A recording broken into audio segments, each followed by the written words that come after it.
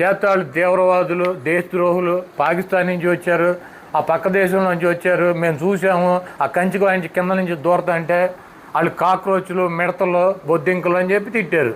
తిట్టినాక తప్పక రాజీనామా చేయాల్సిన పరిస్థితి వచ్చింది. వస్తే ఈ భోగాపురం ఎయిర్పోర్ట్ చంద్రబాబు నాయుడు గారు శంకుస్థాపన చేశాడని చెబుతారు. ఎప్పుడంటే 2019 ఫిబ్రవరి 23వ తారీఖున. ఎందుకంటే 5వ తారీఖున నోటిఫికేషన్ వస్తుంది కదా. ఫిబ్రవరి 23 అంటే అది ఒక 5 రోజులు, ఇది ఒక 5 రోజులు, మార్చిలో 10 రోజుల్లో నోటిఫికేషన్ వస్తుంది కాబట్టి గవ్వవేలి భోగాపురం ఎయిర్పోర్ట్లో శంకుస్థాపన చేశాడు. ఆయన 15,000 ఎకరాలు కావాలని చెప్పి శంకుస్థాపన చేశాడు. 15,000 ఎకరాలు అంటే 4-5 గ్రామాలు ఉన్నాయి. ఆ గ్రామాల్లో ఒక గ్రామంలో ఉన్నటువంటి ఎన్నికలప్పుడు జగన్మోహన్ రెడ్డి గారు వెళ్తే ఒక గ్రామంలో ఉన్నటువంటి మహిళ ఇక్కడికి ఎర్ర బస్సు రాదు, మమ్మల్ని మాకెందుకు మా పొలాలు తీసుకుని మమ్మల్ని ఎందుకు ఇబ్బంది పెడుతున్నారని అడిగారు.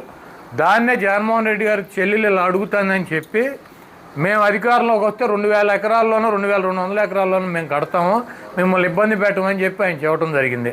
అదేవిధంగా ఈయన శంకుస్థాపన చేసినటువంటి ప్రాంతాన్ని కానీ ఆ పిల్ల అడిగినట్టు ఊరు కానీ దీంట్లో కలవల. 15,000 ఎకరాలు తీసేసి చంద్రబాబు కనీసం ల్యాండ్ కూడా యాక్టివేట్ చేయలే. పేపర్ ప్రకటన 15,000 ఎకరాల్లో ఎయిర్పోర్ట్ కడతాను. ఇది ప్రపంచంలోనే ఎక్కడా లేదు. 15,000 ఎకరాల్లో ఈయన కడతానని ఒక ప్రకటన చేసి, ఒక శంకుస్థాపన చేసి, ఒక రాయి, ఒక కొబ్బరికాయ, ఒక టాపీ మేసం తీసుకెళ్ళి లేచాడు. అయిపోయింది. పాపం ఈ జగన్మోహన్ రెడ్డి గారు వచ్చి ఆ భోగాపురం ప్రాంతంలో 2,200 ఎకరాలు 1,000 కోట్ల రూపాయలు ప్రభుత్వం డబ్బు కట్టాడు. ల్యాండ్ ఎక్వైర్ చేశారు. 3 గ్రామాలను అక్కడి నుంచి రీహాబిలిటేషన్ పక్కకు తరలించి దానికి కావాల్సినటువంటి అనుమతులన్నీ తీసుకొచ్చి కేంద్ర ప్రభుత్వం దగ్గర జిఎంఆర్కి ఇచ్చారు కాంట్రాక్టు. దీంట్లో కాంట్రాక్ట్ అంటే ఏంటి?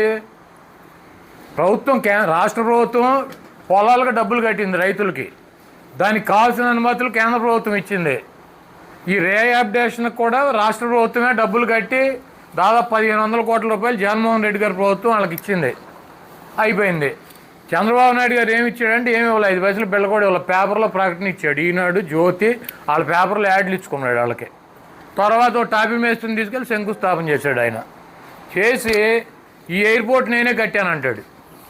సరే, కట్టింది ఎవర్రా బాబు అంటే జిఎంఆర్. 5,000 కోట్ల రూపాయలతో 4,700 కోట్ల రూపాయలతో జిఎంఆర్ ఎయిర్పోర్ట్ కట్టాడు.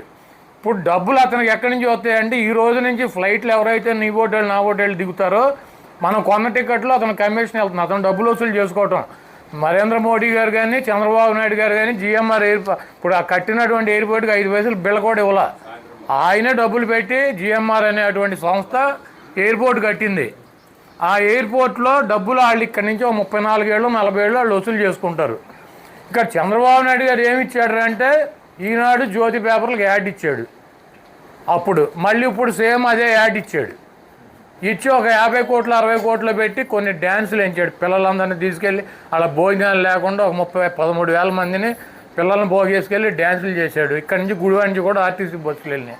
జనాన్ని భోగేసుకొచ్చి ఒక 40-50 కోట్ల రూపాయలు ఖర్చు పెట్టి అడావిడి చేసి మోడీ గారిని పిలిచి ఇక ఆయనకి భజన చేసి పొగిడి అసలు ఆయన అంత గొప్పవాడు లేడని చెప్పి పంపించారు. పంపించిన 2 రోజులకి బీహార్లో జాతీయ అధ్యక్షుడు స్థానాన్ని కోల్పోయింది బీజేపీ. అట్లాగే మధ్యప్రదేశ్లో బీజేపీ అధికారంలో ఉంది. అక్కడ కాంగ్రెస్ ఎమ్మెల్యేని దుర్మార్గంగా డిస్క్వాలిఫై చేశారు. ఆ ఎన్నికల్లో మళ్ళీ కాంగ్రెసే డబుల్ మెజార్టీతో గెలిచింది అక్కడ. అదేవిధంగా గుజరాత్లో కూడా 1,00,000 ఓట్ల మెజార్టీతో గెలిచినటువంటి సీటు 29,000 మెజార్టీకి వచ్చింది. అంటే ఇక్కడ మనం అర్థం చేసుకోవాల్సింది, రేపు జరగబోయేటువంటి స్థానిక సంస్థల్లో ఈ ఆంధ్రప్రదేశ్లో చంద్రబాబు ఇచ్చినటువంటి సూపర్ 6 సూపర్ 0 చేశాడు. 1,500 మహిళలకు ఇస్తాడు, ఇచ్చాడా? ఇవ్వలా. అదేవిధంగా నిరుద్యోగులకు 3,000 రూపాయలు వృత్తి ఇస్తాడు, ఇచ్చాడా? ఇవ్వలా. 20 లక్షల ఉద్యోగాలు ఇస్తాడు, ఇచ్చాడా? కొత్తగా ఈ 2 సంవత్సరాలు ఒక పెన్షన్ కూడా శాంక్షన్ చేసిన పరిస్థితి లేదు. 50 సంవత్సరాలు దాటిన వాళ్ళకి బీసీలకు కానీ ఎస్సీలకు కానీ ఎస్టీలకు కానీ పెన్షన్లు ఇస్తాడు, ఇచ్చాడా? ఇళ్ల స్థలాలు ఇవ్వాల, ఇల్లు కట్టుకోవడం డబ్బులు ఇవ్వాల. ఆల్రెడీ కట్టినటువంటి ఆఖరి దశలో ఉన్న ఇళ్లకు కూడా నిర్మాణాలకు డబ్బులు ఇవ్వట్లా.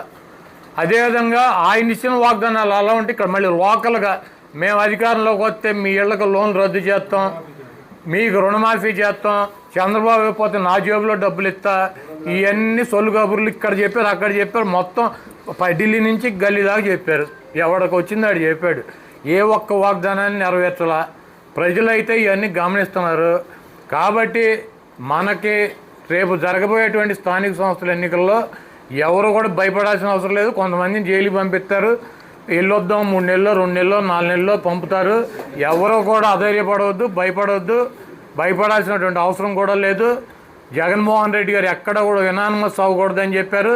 యునానిమస్ అవ్వకుండా మనం పోటీలు పెట్టి మన పార్టీ జగన్మోహన్ రెడ్డి గారు 2019 నుంచి 24 దాకా ఆయన ఇచ్చినటువంటి మాట, ఆయన చెప్పినటువంటి చేసినటువంటి కార్యక్రమాలు ప్రజలకు తీసుకెళ్దాం.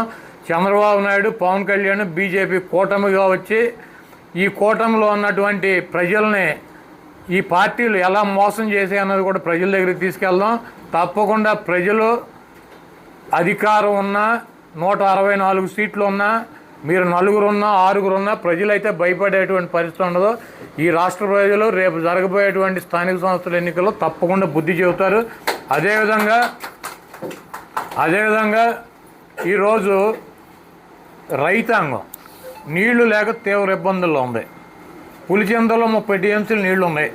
పట్టిసీమ నుంచి నీళ్లు తోడుతున్నాడు, సముద్రంలో కూడా కలుస్తున్నాయి గోదావరి నీరు. పైన ఆల్మట్టి నిండింది, తుంగభద్ర, జోరాల కూడా నీళ్లు వచ్చినాయి. అయినా కూడా నీళ్లు ఉంచుకొని కూడా వదల. ఏంట్రా బాబు అని అడిగితే నిన్న శశాన్ని వీళ్ళందరూ ఎస్సీ దగ్గరికి వెళ్ళి అడిగారు. మన జిల్లా వాళ్ళు నీళ్ళు లేక రైతులు ఇబ్బంది పడుతున్నారు. కాలువలో సగం నీళ్లు ఉన్నాయి, సగం ఒంట్లో మోటార్లు పెట్టి తోడుకోవాల్సినటువంటి పరిస్థితి ఉంది. రైతాంగం డీజిల్ కింద అయిపోతున్నారు, వాళ్ళు ఇబ్బంది పడుతున్నారు. ఎందుకు వదలలేదు నీళ్ళు అంటే మాదేం లేదు సార్, పైనుంచి చెప్పాలంటారు వాళ్ళు. పైనుంచి అడిగితే ఏంట్రా బాబు అంటే రేపు తాగునీరు కావాలి కదా, ఒకవేళ వానలు పడి ఇదేం దరిద్రం, పెళ్లి కూతురుని తీసుకురమ్మంటే ఎవడో ఏదో చెప్పాడంట. అటప్పుడు అసలు వర్షాలు ఎప్పుడు పడతాయి కృష్ణానదికి? ఆగస్టు, సెప్టెంబర్, అక్టోబర్లో వానలు పడతాయి. కృష్ణా నదికి ఆగస్టు, సెప్టెంబర్ వస్తాయి. ఇప్పుడు అసలు వాళ్ళ ఆగస్టు 3వ తారీఖు 4వ తారీఖు వచ్చింది. అసలు ఆగస్టు ఫస్ట్ వీక్లోనే పెళ్లి కూతురుని తీసుకురండి అంటే అక్టోబర్ రేపు సమ్మర్కి వాటర్ తాగడానికి నీళ్ళు లేకపోతే ఏం చేయాలంటారు. అంటే సమ్మర్కి ఇవన్నీ నిండినాక పంటలన్నీ ఎండిపోయి మొత్తం నాశనం అయిపోయినాక అప్పుడు అక్టోబర్లో ఫ్లడ్ వచ్చిందని ఇవన్నీ సముద్రంలోకి వదులుతారు. కాబట్టి రైతాంగాన్ని ఇబ్బంది పెడుతున్నారు. వాళ్ళకి ఎరువులు కావాలంటే ఓటీపీలు కావాలి, వెళ్ళి అక్కడ గంటల షాపులో కూర్చోవాలి. ఎరువుల ధరలు పెరిగినాయి. ఆక్వా రైతాంగం ఉంది మనకు 1-2 మండలాల్లో. ఆక్వా రైతులు ఇబ్బంది పడుతున్నారు, సామాన్యమైనటువంటి ప్రజలు ఇబ్బంది పడుతున్నారు. రాజకీయ పార్టీలలో ఉన్నటువంటి నాయకత్వం మీద దొంగ కేసులు పెడుతున్నారు. వాళ్ళ భార్యలు బట్టలు వాళ్ళే చించేసుకుంటున్నారు, మన మీద కేసులు పెడుతున్నారు తీసుకొచ్చి. నిన్న అనంతపూర్లో విషయాల్లో మన ఎమ్మెల్యే చూశారు కదా, విరూపాక్షి అతను వెళ్ళాడు, మాట్లాడాడు, వచ్చేసాడు. రాత్రి ఇంటికాడ పడుకున్నాడు, తలుపులు బాగా కూడా తీసుకుపోయారు. ఏంట్రా అంటే ఆ అమ్మాయి బట్టలు చించేశాడు అని చెబుతున్నారు.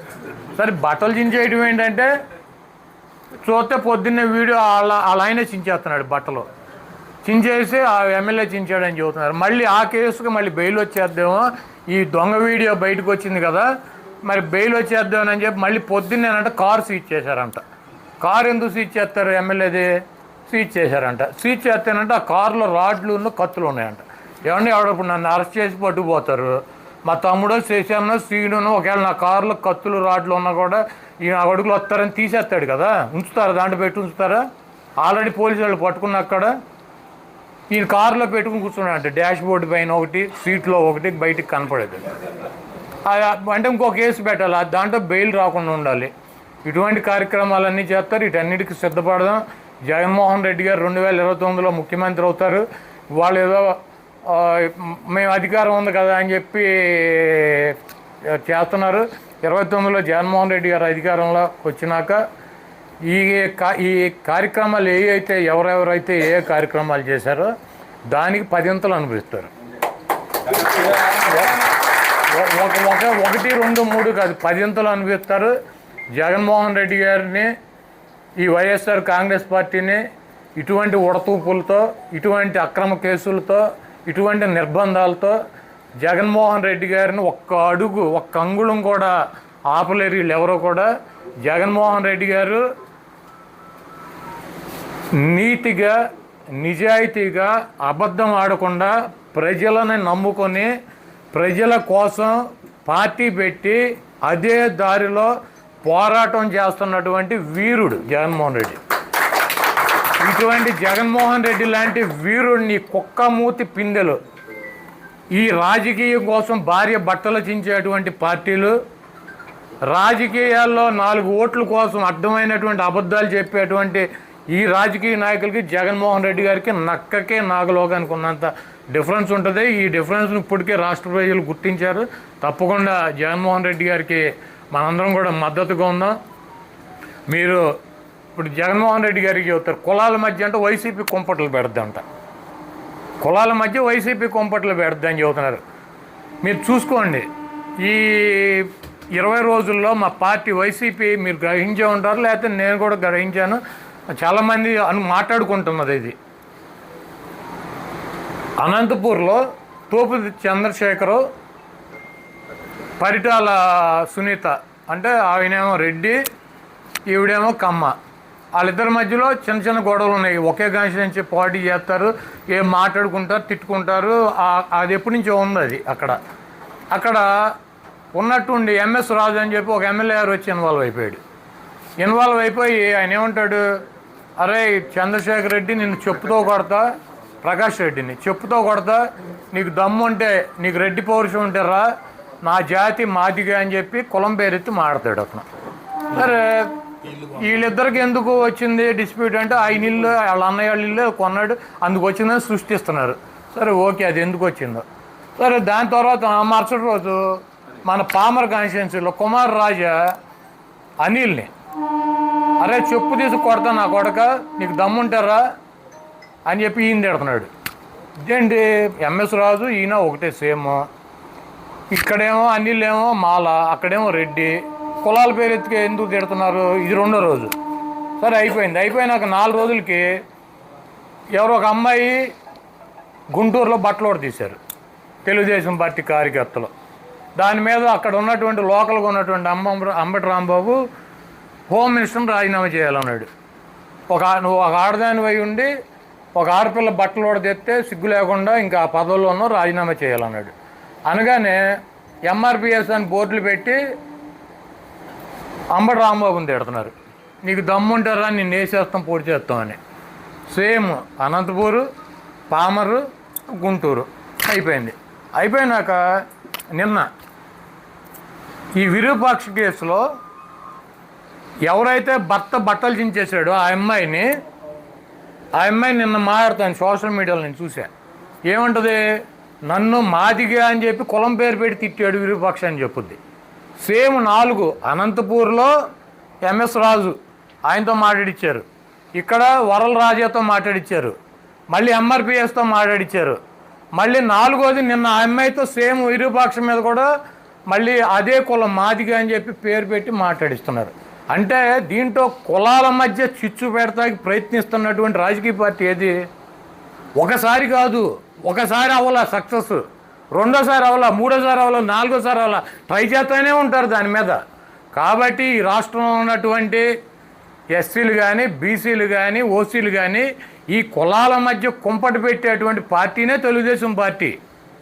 కాబట్టి అందరూ కూడా అప్రమత్తంగా ఉండండి. ఇప్పుడు ఎవడో రేపు నా మీదకి వచ్చి, అరే నువ్వు మగాడు అయితేనో, నీకు అది ఉంటేనో, నీకు ఇది ఉంటేనో, నేను ఈ కులంలో పుట్టాను, నువ్వు ఆ కులంలో పుడితే రమ్మంటే మనం రెచ్చిపోవాల్సిన అవసరం లేదు. దీని వెనకాల డెఫినెట్గా మాస్టర్ మైండ్ చంద్రబాబు గారు ఉంటాడు. ఆయన ఆలోచన ప్రకారం ఇవన్నీ ఎవరిని ఎక్కడ కులం పేరెట్టి ఎవరిని తిట్టాలో ఆయన డిసైడ్ చేస్తాడు. ఆయన డిసైడ్ చేయగానే నీకు ఎమ్మటే మనం ఏమన్నా రెచ్చిపోయి కనుక మనం మాట్లాడామనుకో, ఎమ్మటే మా ఏబిఎన్, TV5 వీళ్ళు ఆల్రెడీ రికార్డింగ్ వర్షన్ పెట్టేసి ఉంచుతారు. మనం వేస్తున్నాం కదా ట్రాప్, ఎవడొచ్చి పడతాడని రెడీ కూర్చుంటారు. అసలు ఆడిట్ట అన్నాడు, ఈడట్ట అన్నాడు అని చెప్పి ఇరక్కోటి అవతల పారేస్తారు. కాబట్టి ఇటువంటి వాటిల్లో మనం చిక్కుకోకుండా, ఎందుకంటే ఇంతకన్నా నీచమే ఉంటుంది. ఎవడన్నా పెళ్ళం బట్టలు చించేస్తాడా రోడ్డు మీద తీసుకొచ్చి 10 మంది మధ్యలో? ఇంతకన్నా నీచమైన కార్యక్రమం ఎవడన్నా చేయగలడు ఈ ప్రపంచంలో? ఏ రాజకీయ పార్టీ అన్నా పెళ్ళం బట్టలు రోడ్డు మీదకి తీసుకొచ్చి చించేసేటువంటి పార్టీ ఏదైనా ఉంటుందా? ఇక అంత నీచానికి దిగజారిపోయినటువంటి ఆ రాజకీయ పార్టీ ఎంత నీచానికైనా దిగజారడానికి సిద్ధంగా ఉంటుంది. కాబట్టి మీరందరూ కూడా అప్రమత్తంగా ఉండండి, వాళ్ళ ట్రాపుల్లో పడమాకండి, మీరు జాగ్రత్తగా ఉండండి. కులాలు చించు పెడతారు, ఆడాళ్ళని తీసుకొచ్చి అక్కడ ఒక ఎస్ఐని అసలు అక్కడ జగన్మోహన్ రెడ్డి గారు శ్రీకాకుళం వెళ్ళాడు, ఆమ్దాల్ వలస దగ్గర ఒక ఎస్ఐ ఎందుకు వచ్చిందండి అసలు అంతమందిలో ఒక ఎస్ఐ ఒక లేడీ ఎస్ఐ ఎందుకు వచ్చింది? అంతమంది మగాళ్ళు ఉన్నారు. వస్తే అక్కడ అల్లరి వస్తే 10 మంది పోలీసు వాళ్ళు వస్తారు. దాంట్లో మగాళ్ళు ఉంటారు, ఆడవాళ్ళు ఉంటారు. అసలు ఒక అమ్మాయి ఎందుకు వచ్చిందండి అక్కడికి? ఒక ఎస్ఐ ఎందుకు వచ్చింది? ఆ వచ్చిన అమ్మాయిని అమ్మ నువ్వు పక్కన వెళ్ళిపో, నీకు ఆరోగ్యం బాగాలేదు కంటే వీళ్ళందరి మీద ఒక 21 మంది మీద కేసులు పెట్టారు. ఆ 21 మందిలో ఒక నలుగురు, ఒకడేం పంజాబ్లో వాళ్ళ అబ్బాయికి సీటు డబ్బులు కడతాకి వెళ్ళాడంట. అక్కడ డాన్వేషన్ అక్కడ ఉన్నాడు పంజాబ్ నుంచి. అరే బాబు నేను ఇక్కడ ఉంటే మీరేంటి అక్కడ నా మీద కేసు అని. ఒక ఆయన అయితే లాయర్, ఆయన కోర్టులో ఉన్నాడు, వైజాగ్ కోర్టులో. ఆయన కోర్టులో వాయిదా ఉంది, జడ్జి గారి ముందు ఉంది, ఆయన మీద పెట్టేశారు కేసు. కాబట్టి ఎంత నీచానికైనా ట్రాప్ చేయడానికి భార్యలను వాడతారు, పోలీస్ డిపార్ట్మెంట్ను వాడతారు. అంటే పోలీసులు అంటే మనమేమనుకుంటాం మనకు రక్షణగా ఉంటాక వాళ్ళు వచ్చారనుకుంటాం. ఆఖరికి ఫైనల్గా ఏంటంటే వాళ్ళ బట్టలు ఆలోచించుకుని మన మీద పెడతారు. కాబట్టి అసలు ఎవరిని నమ్మేటువంటి పరిస్థితి లేదు. చాలా అప్రమత్తంగా ఉండండి, జాగ్రత్తగా ఉండండి. అయినా కూడా కొన్ని తప్పవు, వెళ్ళొద్దాము. రేపు జరగబోయేటువంటి మున్సిపల్ ఎన్నికల్లో కానీ, జిల్లా పరిషత్తులో కానీ, మండల పరిషత్ ఎన్నికల్లో కానీ మన పార్టీ చేసినటువంటి కార్యక్రమాలని, తెలుగుదేశం పార్టీ కూటమి ప్రభుత్వం ఇచ్చినటువంటి వాగ్దానాలని, వాళ్ళు చేసినటువంటి మోసాలని కూడా అన్నింటినీ కూడా ప్రజల దృష్టికి తీసుకెళ్ళి డెఫినెట్గా వైఎస్ఆర్ కాంగ్రెస్ పార్టీ అభ్యర్థులను గెలిపిస్తాక మనం అందరం కలిసి పనిచేద్దాం.